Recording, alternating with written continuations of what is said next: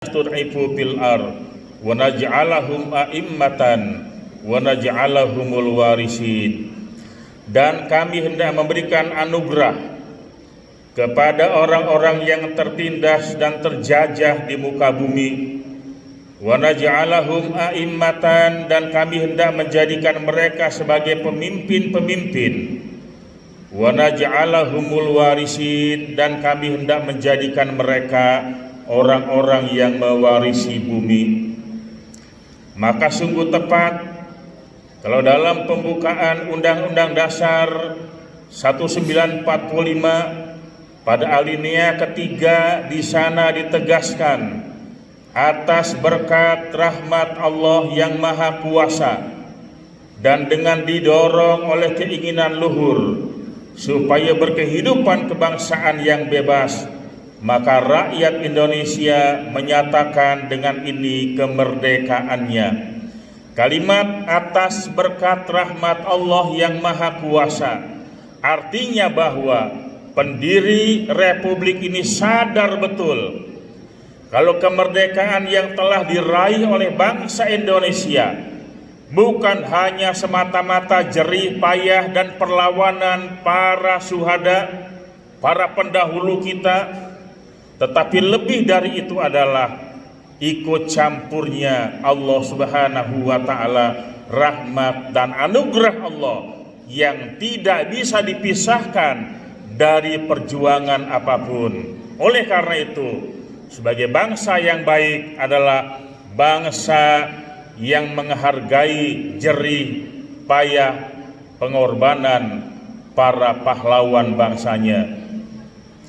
Yang kedua, setelah kita mensyukuri nikmat kemerdekaan, kita mempertahankan kemerdekaan.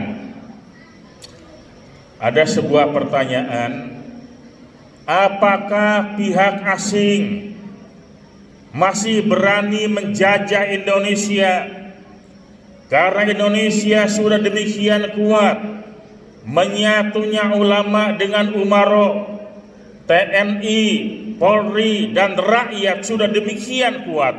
Indonesia ini secara fisik adalah negara yang amat sangat begitu kuat. Tidak mungkin ada bangsa-bangsa lain di dunia yang berani menjajah Indonesia. Secara fisik memang tidak mungkin mereka berani menjajah, tapi penjajahan dalam bentuk lain akan terus mereka lakukan. Penjajahan ekonomi, siapa yang menguasai ekonomi bangsa Indonesia? Penjajahan di bidang politik, politik kita selalu diacak-acak. Penjajahan akidah, penjajahan moral, kebudayaan. Sekarang ini makin hari makin kita rasakan. Dolar makin hari makin bertambah naik, rupiah anjlok. Budaya kita hampir tiap hari kita dijajah oleh orang lain. Hampir 24 jam rumah kita dijajah dengan kebudayaan-kebudayaan yang tidak bermoral. Tampilan-tampilan layar televisi yang tiap hari menjadi tontonan keluarga kita, lebih banyak tontonan yang tidak mendidik, memamerkan aurat, ucapan-ucapan yang tidak senonoh, nyaris menjadi tontonan anak-anak dan keluarga kita. Dan ternyata kemaksiatan itu sudah masuk di rumah-rumah orang Islam. Sadarkah kita bahwa ini adalah penjajahan kebudayaan? Yang ketiga, mempertahankan kemerdekaan lalu kita mengisi kemerdekaan.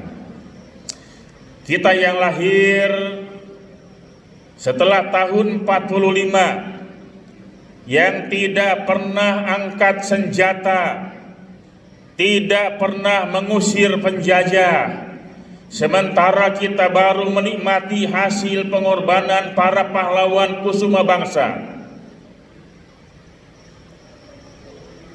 Lalu apa yang mesti kita lakukan?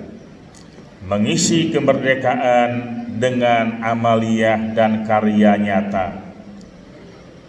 Para pahlawan bangsa, orang-orang tua kita menitipkan negeri ini agar dijaga dengan sebaik-baiknya. Sejengkal tanah pun tak rela manakala direbut oleh orang lain.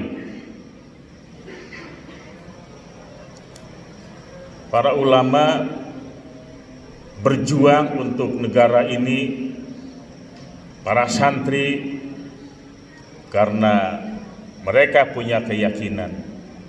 Dan ini juga difatwakan oleh Hadratus Syekh Haji Hasyim Asy'ari yang kemudian terkenal dengan resolusi jihad.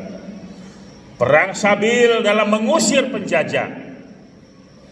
Kalau ulama sudah berfatwa jihad, perang sabil hukumnya, kalau kita berani berjuang di medan pertempuran untuk mengusir penjajah, kalau dia mati maka syahid hukumnya.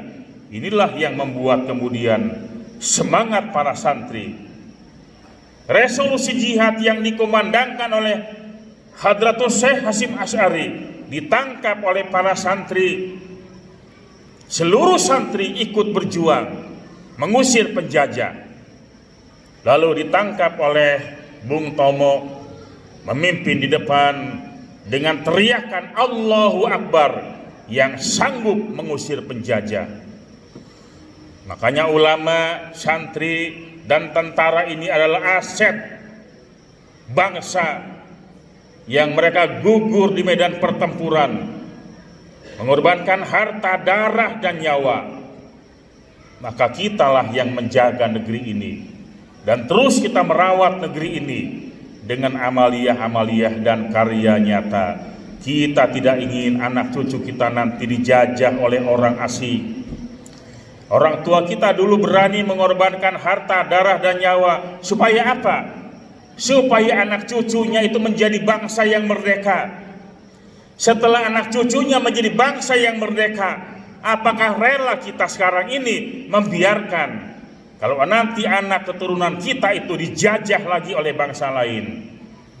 Amanat pahlawan bangsa, amanat orang tua kita yang harus kita jaga. Kalau sekarang kita tidak punya keberanian menentang penjajahan di bidang apapun, maka yang dijajah bukan kita saja sekarang ini, tetapi kita memikirkan anak-anak kita, cucu kita nanti. Khawatir mereka, apakah mereka masih menjadi orang Islam? Apakah mereka masih menjadi bangsa yang merdeka? Kalau terus-menerus mereka dijajah akidahnya, dijajah moralnya, dijajah kebudayaannya, maka sekarang ini kita dituntut untuk bersama-sama menggalang persatuan dan kesatuan. Karena persatuan dan kesatuan adalah azas keberuntungan. Al-ittihad asasun najah. Kesatuan dan persatuan adalah azas keberuntungan. Semoga Allah Subhanahu wa ta'ala memberikan kekuatan lahiriah dan batiniah pada kita sekalian. Allah kuatkan hati nurani kita agar kita mampu melaksanakan hijrah qalbiyah, hijrah mental, untuk bersama-sama berjuang dengan para alim ulama, orang-orang yang soleh, yang senantiasa memikirkan agama, bangsa, dan negara tercinta, negara kesatuan Republik Indonesia, agar tidak dijajah oleh bangsa-bangsa lain di dunia. A'udzubillahi minasyaitonir rajim.